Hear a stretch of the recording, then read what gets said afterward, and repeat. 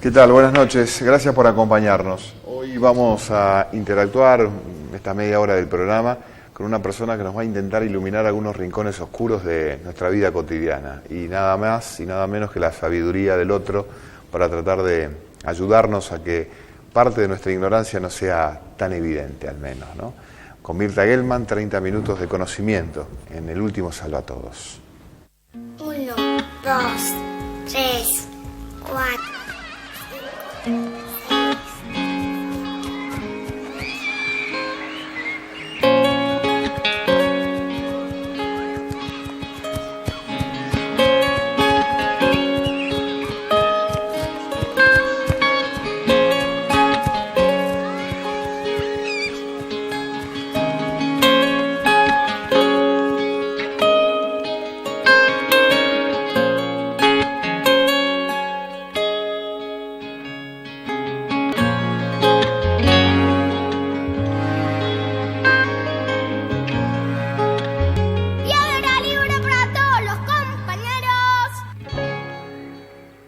¿Cómo te va, Mirta? Gracias por venir. Buenas noches. Buenas noches.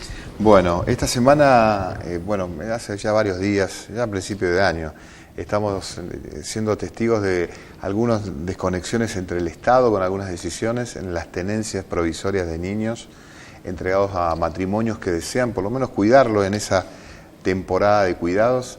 Después, cuando evidencian la idea de adoptarlos, tienen una crisis con el Estado. Vos lo llamaste aborto postnatal. ¿Qué es el aborto postnatal? Y porque también es abortar la vida del niño en algunas circunstancias, porque si vos entregas un niño a 6 años, por 6 meses, 1 año, 2, no es el mismo efecto que si vos entregás un recién nacido o un niño de poquitos meses y lo construye, uso ese término para que sea didáctico, sí, un contexto. Es tan importante el contexto, es como un útero, que fíjate que los estudios actuales de genética, o sea, los estudios sobre epigenética, demuestran que vos cambiás los genes en función del medio ambiente.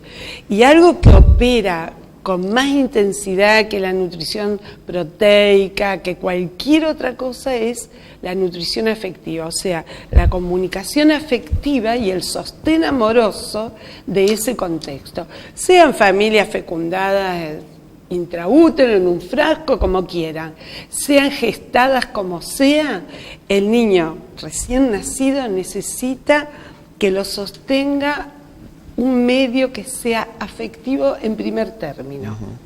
Y por otro lado, después de la guerra hubo muchos estudios que demostraron que no es solo eso, sino que ocurre algo fantástico. La primera relación, el primer vínculo tiene que ser monotrópico, con alguien. ¿Qué es monotrópico? Con una persona, para poder después, y esos son estudios de la posguerra, hoy por hoy que los padres participan y coparticipan, es la pareja parental. La que funciona como pareja parental no es vamos a tomar la madre, la que donó óvulos, la que fecundó, la que tuvo un útero subrogado. No, desde el momento que nace el niño, las percepciones del niño se improntan en función de lo primero que ve, lo primero que ama y lo primero que se conecta. ¿Cómo era la época? Y esto te apunto a tu estudio, tu archivo, en donde las familias adineradas tenían cuidadoras o naná, o se les llamaba, no me acuerdo, digamos, según la madre de leche. Digamos, esa cuestión de la cuidadora, estaban las mujeres de familias empoderadas, digamos, haciendo sus tareas sociales, y por el otro lado muchos de esos niños cuidados por entre comillas, por domésticas, ¿no? O así por cuidadoras. ¿Cómo era esa situación de que a lo mejor de bebito? El vínculo materno-filial era con esa persona. Y no les molestaba. Fíjate que hablamos de madres de leche, hermanos de leche, a nadie se le ocurriría decir, y esto de la leche, hoy por hoy ya se sabe que no es solo una transmisión de proteínas, sino que hay elementos que hasta cambian los genes del bebé. Fíjate, un bebé nace con la capacidad visual de los 25 centímetros entre la mamá que lo sostiene cuando le da de mamar, cuando está lactando, y los ojos de la madre. O sea que hasta nacemos con esa capacidad.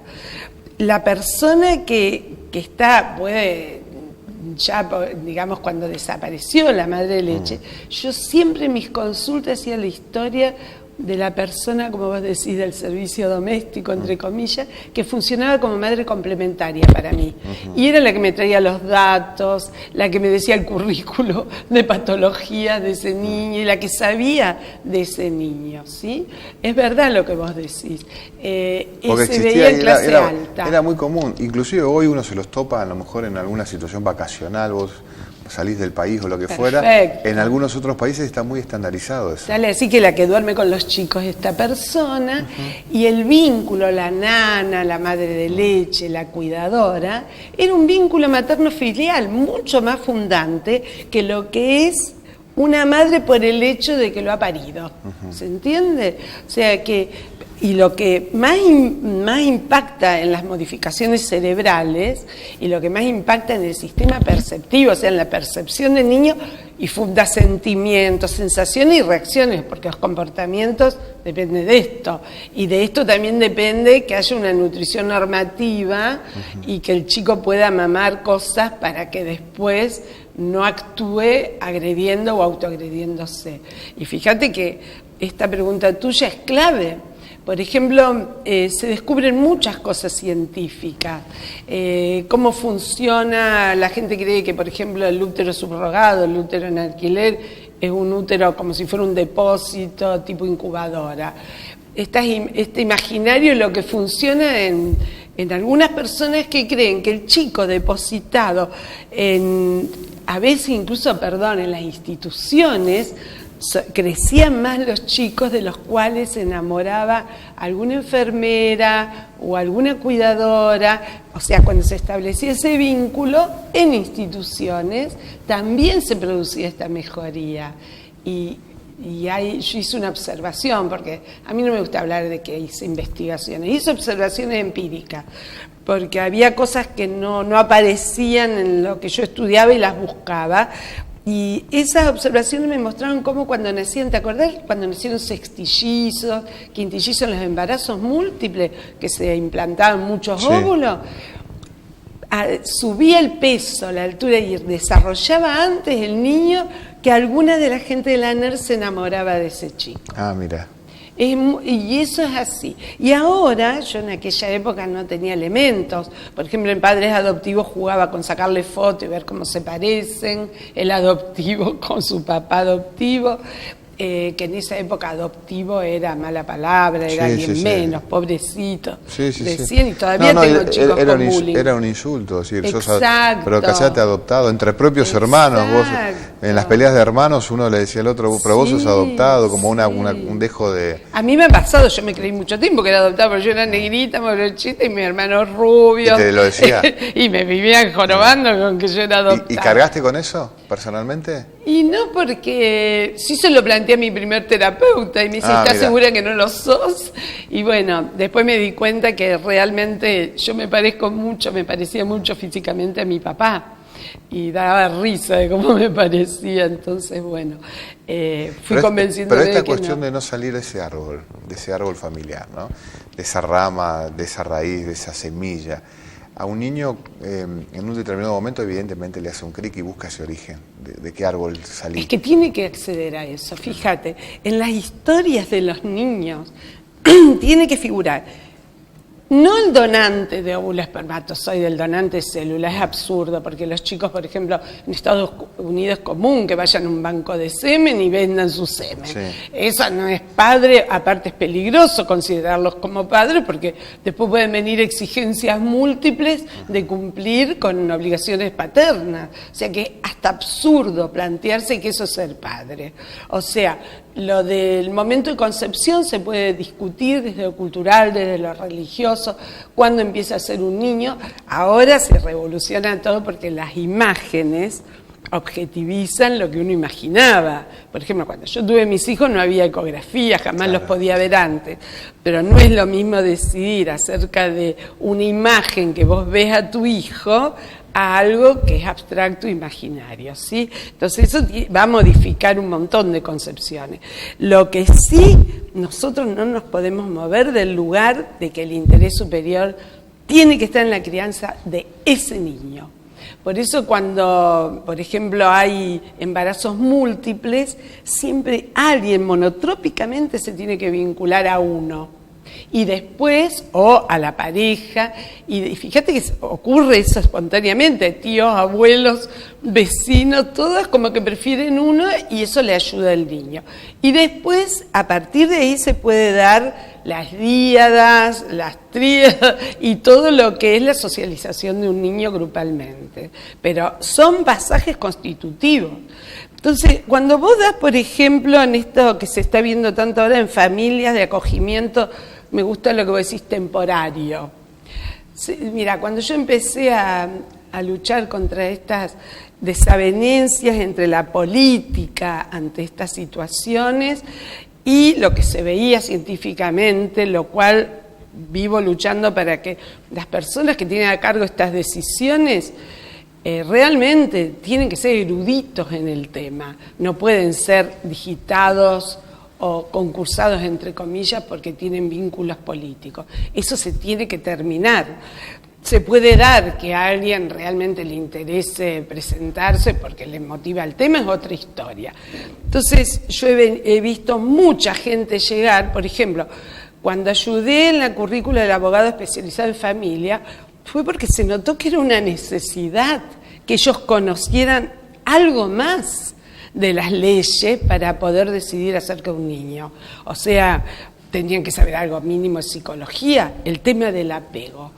El apego no es un concepto psicológico, es un concepto psicológico, biológico, social, un concepto estructurante del niño. Entonces, si vos das a un niño recién nacido, obviamente que el primero, el segundo mes, ni hablar primer año de vida, que ya la conciencia, el niño ya tiene conciencia, no discrimina, este es adoptivo, este me fecundó, el otro me tuvo, no.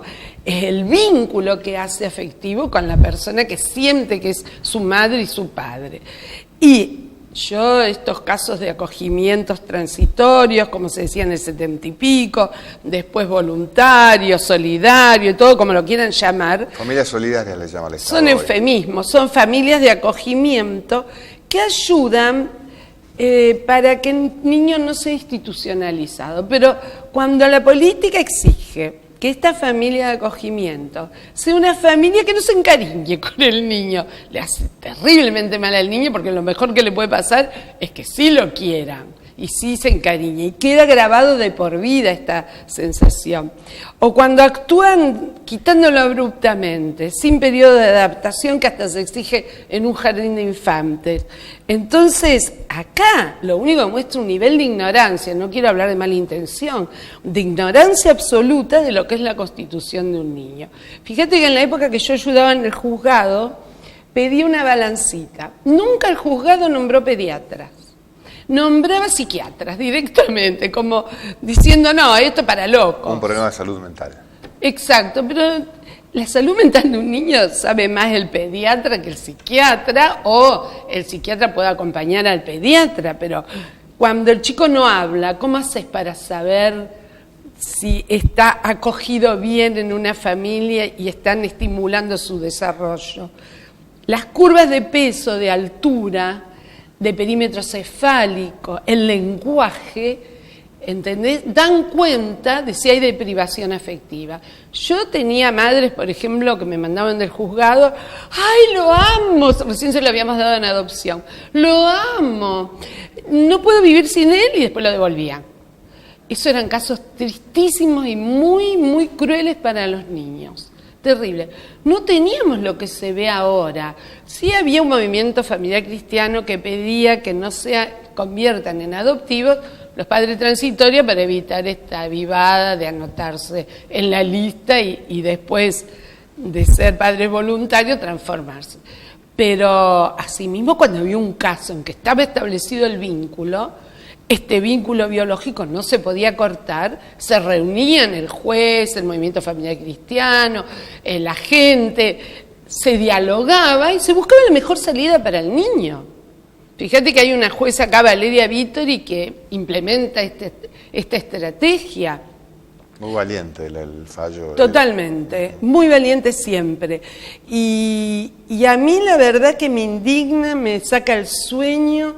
He llegado por primera vez en mi vida a soñar que yo soy la mamá de esos chicos que me lo arrancan. Es una cosa que no pueden continuar ignorando. Yo les ofrezco gratis, siempre digo, en todos los medios, un cursito donde les explico lo que es la epigenética, el desarrollo de un niño. ¿Por qué crees que el Estado falla en algún punto, genera mayor dolor? No digo que sea injusto, porque evidentemente se atiene, es injusto se atiene a la ley, digamos, hay una ley que opera sobre el tema, pero genera un dolor. Hay alguien que está evidenciando un dolor. ¿Por qué pasa eso? Y que la vida le duela al niño es lo más injusto que hay. Y te digo una cosa, eso no es justicia. El Estado dice, o a los funcionarios del Estado con los cuales hablé, que sé que muchos tienen muy buenas intenciones, que es una presión de los adultos y no del niño. Al revés, ellos abordan las cuestiones adultas de no entender que lo legítimo es legal y lo legal legítimo en determinadas situaciones claves de un niño. Nos ha pasado cuando el padre Santidrián tenía los hogarcitos de menores, o PROME, que era una maravilla, eran como microinstituciones, pero con una estructura familiar. Era transitorio. Y nos ha pasado de observar estas cuestiones. Chicos homicidas que eran... la justicia pedía mandarlo a la cárcel o enterrarlo en esas instituciones de menores que son enfermantes, son patologizantes, y vos veías que en esa estructura el chico se recuperaba, adquiría ciertos valores de convivencia y arrancaba. Le daban una oportunidad, porque todo esto depende de las circunstancias. Pero yo creo que hay algo muy curioso que hoy me planteó una periodista por teléfono. Me dice, ¿por qué aparece tanto odio por la familia que está haciendo acá voluntaria, en vez de agradecerle todo lo que hizo? Eso es verdad, porque el Estado se enoja con la familia. Se enoja y se convierte en enemiga. En Uruguay lo llaman familias amigas. Acá las convierten en enemigas. ¿Por qué? Porque, claro, cuando ellos piden convertirse en padres adoptantes, movidos por el amor, no por jorobar el ruaga, fíjate qué interesante, en ese momento ellos se enojan, porque primero muestran que no cumplen los términos, que desde agosto de 2015 está clarísima, está muy claro de que no tiene que ser más de 6 meses. Como ellos no cumplen por distintas causas, se defienden, viste que no hay mejor ataque, que como defensa no hay mejor cosa que atacar al otro. Pero están atacando al niño. A mí no me interesa, me vienen con historia, pero ¿por qué este padre, por qué esta madre? No me importa, el niño está, tenemos elementos para objetivar cómo está creciendo, cómo se está desarrollando. Y te digo una cosa, a veces hasta hay sobornos. Yo he tenido un caso, no lo voy a mencionar cuál es, donde me invitaron a participar a ver con mi opinión, de una familia que crió 2 años a una nena que sí sé por el Hospital Centenario y por palabra del pediatra que la asistía, no solo la molía a golpes, entró 2 veces con traumatismo de cráneo, la iba a matar la madre biológica, ¿sí? Y esta familia rescata, le costó con fonoaudiólogas que hable con mucho amor, le costó que la nena crezca, que se adapte al medio, que se convierta en un ser humano entero, y ellos a los 2 años deciden quitársela por esta modalidad que tenían de pensamiento, y yo no voy a cuestionar la intencionalidad, pero hay como un goce del poder para poder ir a arrancar un niño. Y entonces, ¿qué hicieron? La sobornaron dándole chicos grandes, varios, no sé cuántos fueron, para que adopte. Le sacaron a esa niña y le dieron otros. Y le taparon la boca. Entonces, ¿qué pasa? Yo he tenido chicos con diagnóstico de autismo y parálisis, paralíticos, no se movían. De estos casos tengo de algunos radiografías de estudio y certificados del doctor, no los voy a nombrar, los mejores profesores míos. Estaban en el 5º hogar de tránsito, como el caso Kiki de Santa Fe, que no está en una familia adoptiva, está en otro hogar de tránsito, un castigo a estos padres que querían adoptarlo. Y me vienen cuando uno indaga, dice, pero porque el papá se incorporó después, porque la que pidió era la mamá, que bla, bla, bla. Chusmeríos, una vergüenza. Bueno, en este caso, transformar un hogar de tránsito en adoptivo, sí, puede ser que el contrato que firma de que no se va a enamorar del niño, yo le digo, mete 2 pibes adolescentes de 15 con las hormonas fluyendo en una pieza y decirle, no, cuidado, no se vinculen. Eso es lo mismo que pedir que sean instituciones. Imposible. ¿Entendés? Entonces, a mí realmente a veces me indigna, porque tengo 40 y pico de años de historias. Y te refería, vuelvo porque no me quiero olvidar, este chiquito paralítico. Este chiquito estaba en el 5.º hogar de tránsito. Cada cambio en un bebé, y hecho abruptamente, es traumático. Y me gustaría que nosotros vivamos para ver lo que va a ser de estos chiquitos, ¿sí? Y el derecho que vos decías a que conozca su biografía y que conozca quiénes lo criaron los primeros años de vida, es un derecho de él también. Este chiquito paralítico, yo le pido al juez, déjalo en este hogar de tránsito, porque yo noto que esta gente está enamorada. Habían venido a la consulta los padres, los hijos, etcétera, etcétera, porque era gente grande. Y efectivamente se recuperó absolutamente y es un chico normal. Que si seguían cambiándolo, yo te firmo que se moría. Cuando esto va a pasar como el servicio militar, el día que pase algo grave con un chico, le van a hacer un juicio al gobierno y a todos, y vamos a ver ahí si se pueden reaccionar, transdisciplinar, pero transdisciplinar con gente que sepa, ¿no? Te cambio no mucho de tema en los últimos minutos del programa.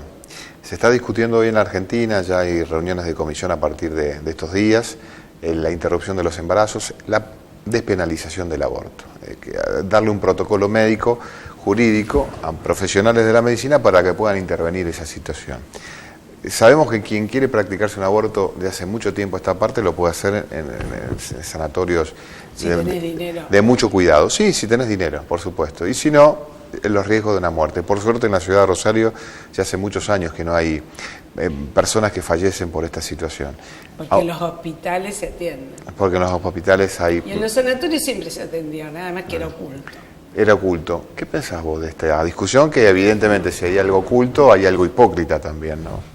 Mirá, yo lo puedo decir desde mi punto de vista ciudadana, pero yo siempre cuando me preguntan esto les contesto, escúchenme, déjense de hinchar y hablen de aborto postnatal, de los chicos que se nos mueren por hambre, de esta porofobia, como dice la filósofa, sí. Hoy por hoy, que está más en boga en España, porofobia, la fobia al pobre, y de todas estas cosas reaccionarias que si nos desnudamos de hipocresías, es terrible. ¿Pero vos estás a favor o en contra del aborto? Es que no es así a favor o en contra del aborto. ¿Pero vos la ley la votarías a favor? Yo estoy de acuerdo que se despenalice porque revictimiza a la víctima.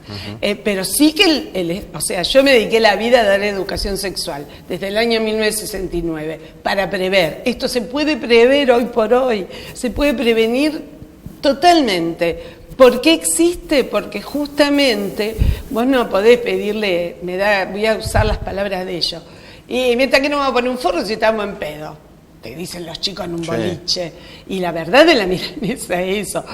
El aborto es una falla social, porque no es una persona que está victimizando a un niño, es todo una problemática humana que no tiene salida, es un dilema lo que se ha planteado, porque justamente hay cosas que se dan como consejos de arriba abajo y no se estudia en singular cada situación. Y otro tema que en estos días se está dando vueltas es el abuso y la intervención de los adultos en los abusos de los menores, ¿no? También es una larga problemática, porque hoy la historia ha encontrado... Siempre existió, ¿eh? Claro, por eso, la historia ha encontrado... encontrado... de las modelos que yo asistí, seducidas por famosos profesores de moda y en los grupos de danza para ser primera bailarina, lo muestra la película El Cisne Negro, siempre existió, es parte de esta... El mundo adulto siempre tratando de atraer jóvenes. pasaba, digamos, en el siglo XIX con mucha Totalmente. habitualidad, digamos, donde las parejas se conformaban entre niñitas muy jóvenes o adolescentes Así es. y los grandes guerreros del momento, ¿no? Totalmente. Hoy Y como... hubo una época que, perdón, el servicio militar, la inauguración la hacían con los soldados y después seguían su vida más común. ¿Cómo lo ves a eso hoy, digamos, esa cuestión de Yo poder estoy hablar? re contenta de que poder salió a la luz, pero ojo con los abusos porque los chicos tienen recuerdos falsos y hoy por hoy cuando una madre, para poder quitarle la tenencia al padre, lo más frecuente es que lo denuncie por intento de abuso o por abuso. Y tal es así que existe institución, una vez creo que te lo comenté, en Europa contra este tema de los recuerdos falsos. Y cuando un chico escucha todo el día del abuso por todos los medios, y a veces sueña, a veces ve una serie, a veces incorpora, y esto de hacer A mí también sospechar- me pasó. Ah, A mí, bien. a mí esa cuestión Bien. de decir a mí también me pasó y no Bien. le ha pasado. Esa es la síntesis, perfecto. Así es. Creen que pasaron, porque eso es así. Entonces, la sobreinformación sin formación educativa es una cosa de alto riesgo, ¿sí? Y habría que castigar a estas, digo a las madres porque los varones son más inocentes en ciertos procesos, porque las mujeres maduran antes, porque las mujeres tienen más estrategias para el ataque, y bueno, esto es un clásico, los hijos son míos, la plata es tuya, y empieza el trueque y los pibes rehenes. Pero esto de los recuerdos falsos, por ejemplo, cuando se informan, lo más frecuente en la familia que los abuelos, yo me canso de mandar notas, la mayoría de los abuelos no abusan. Primero por causa biológica, porque los abuelos ya tienen decadencia hormonal, y segundo porque sí, habrá algún abuelo degenerado, Sí, pero no no, es la no. mayoría. Mirta, gracias por venir, gracias por Bueno. estos 30 minutos de palabras. Bueno, gracias. Bueno, yo antes de irme quiero agradecer a todo el equipo técnico de Televisión Regional que abrimos de esta manera la temporada 2018 de encuentros periodísticos en esta mesa, a Marito Rodríguez que hizo esta obra de arte escenográfica con su talento carpinteril, también a toda su estructura de trabajo del Grupo Tecnoar, a todo Televisión Regional, desde Pachi hasta, bueno, el dúo Alejandros, a Nelson, a la gran Valeria, también nuestra productora, es una tirana Valeria Friedman, pero bueno, soportamos su tiranía con orgullo, a Nelson también y a Agustín López, que es quien nos ayudó también a llegar a este buen puerto. Temporada 2018 lo abrimos con Mirta Gelman, gracias Mirta por venir. Gracias a vos. Bueno, y ojalá que nos espere un año de muchos encuentros, de muchas palabras. No queremos coincidir, queremos instruirnos con la palabra del otro, escuchar otras cosas, y es por eso que planteamos este espacio donde seguramente el último salva a todos. 1, 2, 3, 4.